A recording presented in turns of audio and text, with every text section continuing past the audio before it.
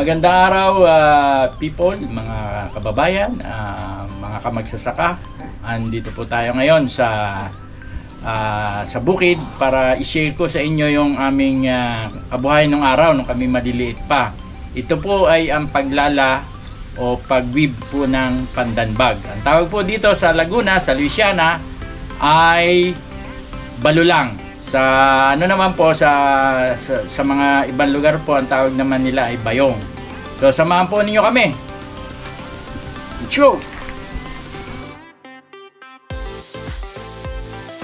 Ito nga po pala yung mga tools na gagamitin natin. Ito po ay kutsilyo.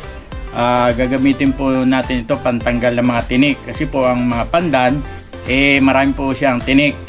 Ngayon ito naman po yung ang tawag po dito ay panlinas o agpang. Ito po yung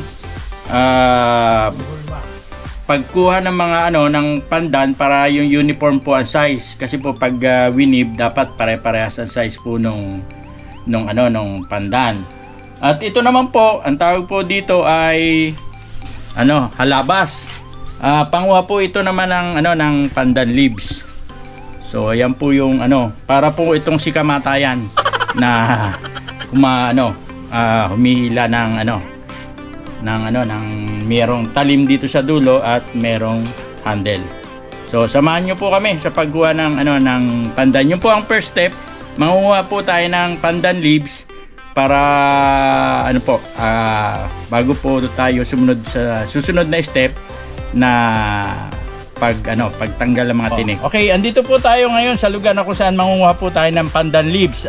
Kasama ko po si my brother, si Ramil, at siya po isang binata sa mga naghahanap po ng mga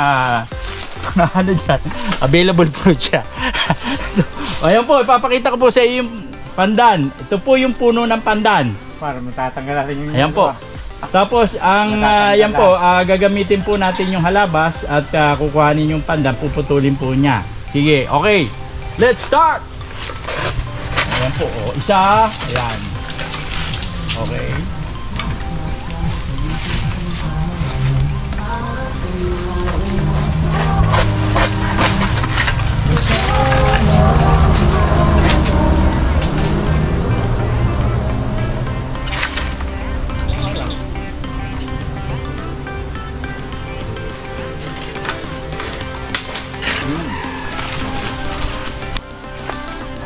So nung bata pa po kami, itong mga pandan leaves na po yan ay hindi ganyang kataas.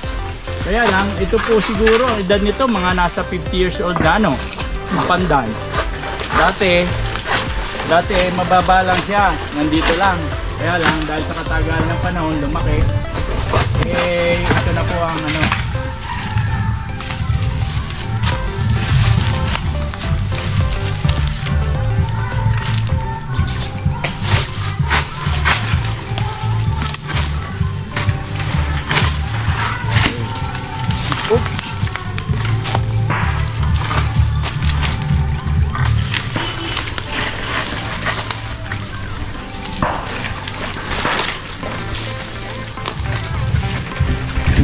So ito po yung pandan.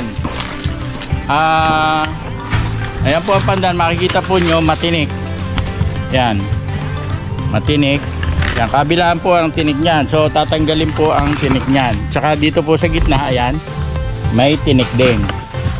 So ang next process po natin ay ipunin muna. Ayan.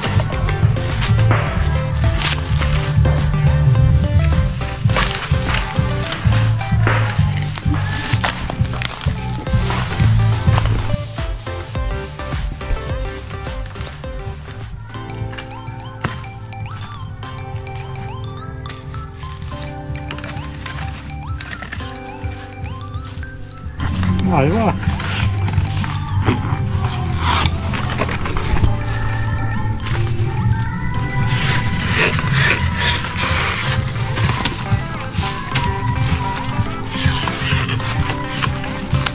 na po tinatanggalan na po ng tinik. Ganyan po pagtanggal ng tinik. Huwag pong gayahin ng mga bata, mga eksperto lamang po ang gumagawa nito. Professional lamang po ang gumagawa ng ganitong klase, kaya huwag pong gayahin ng mga bata. Ayan po, ayan. Kabilaan po ang pagtatanggal ng tinik. Pagkatapos po, tatanggalan po yung gitna. Ang tawag po dyan ng hihimutod. Ito ang pag-iimot. Panghihimutod. So, ang pagtanggal ng tinik sa gitna, so magiging dalawang ano yan. Puputulan sa unahan Puno. para puno, dahil para matigas po yung parting puno niyan. Tuloy-tuloy po yan hanggang makadami tayo ng pandan na gagawin po nating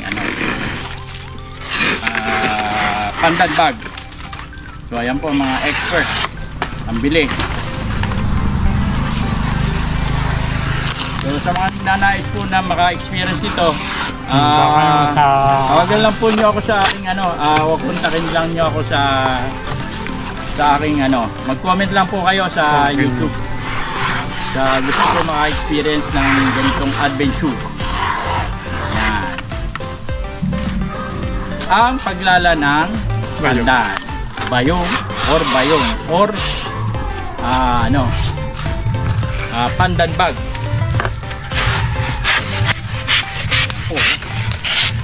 Ganyan po mga expert. Sabay putol sa puno. Ay. Papaya. So ito po ang next step po ay ang kuha po ng pare-parehas na size. Ang tawag po dito ay lilinasin. So para equal po yung sukat ng mga pandan. So ayan po, ganito lang po ang paggawa niya.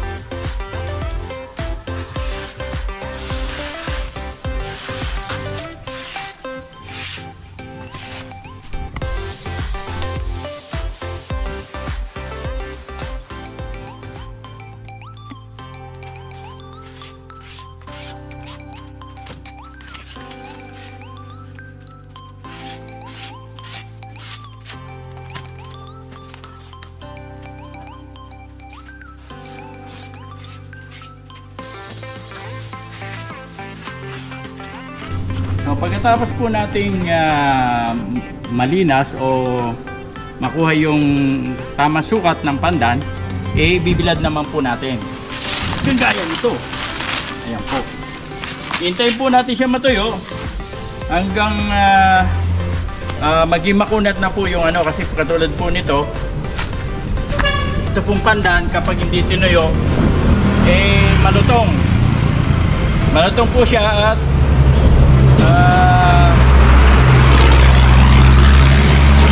madali po siyang mabulok, kaya po ang gagawin dito, tutuyin, pagkatapos matuyo. So yun po, susunod naman po natin ay palalambutin. So yun po ang susunod. So let's go to susunod na step. So ang next step po natin ay ito, palalambutin po natin yung pandan na ibinilad natin kanina. So ang resulta po, pag binilad ang pandan, siya po ay kumukunat na. Kasi po pag sariwa ito malutong. So bakit po ba ito ay palalambutin? Para hindi po siya mahirap lalahin. Kasi po pag lumambot siya, madali na pong lalahin dito.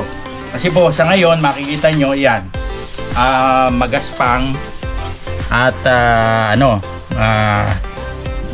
matigas. So pag ang tawag po dito iluhan. Gawa po ito ng malalaking bato at binilog, nilagyan ng kahoy sa gitna na bilog, tapos may dalawang tawag po dito kabayo. O dalawa pong kabayo na patungan para doon ito po gaganapin yung ating pagpapalambot ng pandan. So, let's go! Palambot na po tayo ng pandan. Okay. Okay. Laki pa. Laki pa. Laki pa.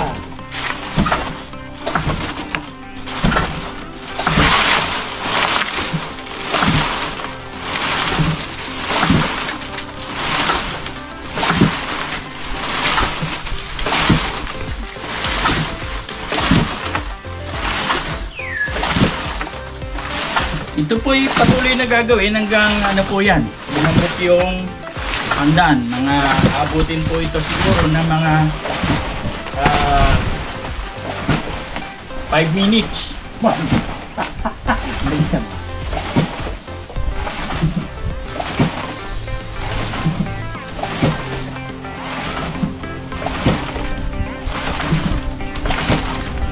Kaya dito po, lalaki po ang muscle nyo.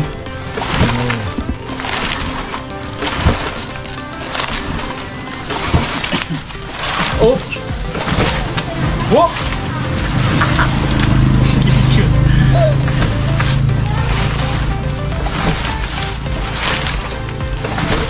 Dati ginaganon pa ng mga ano yan eh. Ginaganon ano. Oh, yung oh. Pababa na pala, exhibition yan. Oops! Whoops!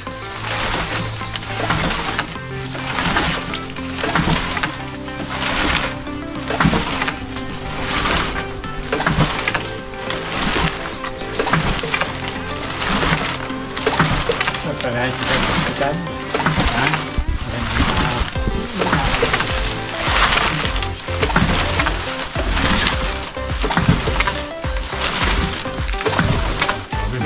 Bakit?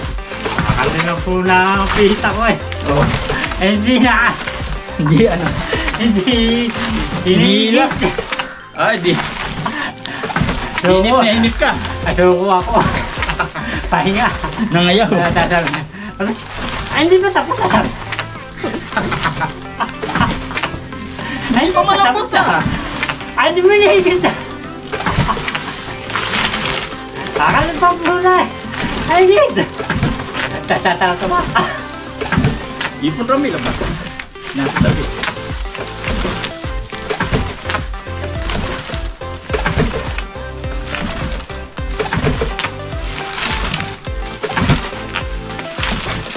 Ano po na iba? Ay, kid! Tatawa-tawa. Sabi ba, maghirap. Isa ka.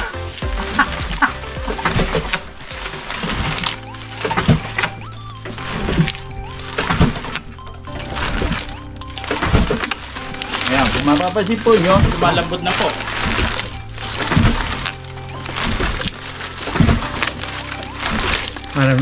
Maraming ayaw dito. Ha? Maraming hindi na ayaw dito. Malamsan na ayaw dito. Ano? Bigat. Bigan. Hindi ka tulbisan. Lang. Magaan ba daw sa Rendana? Na... Dito.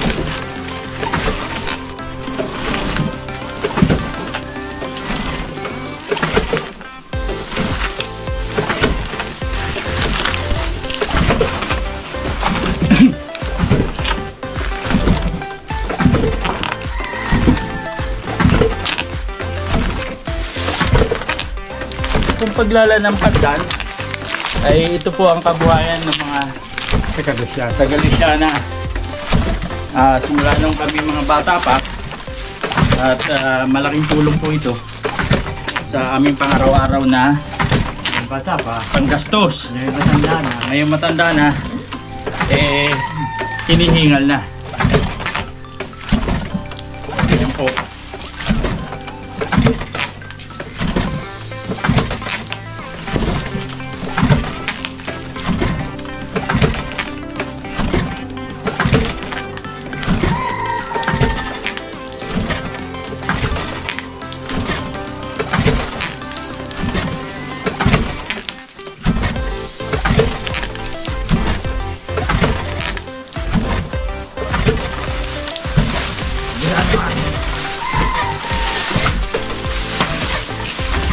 Ito na po yung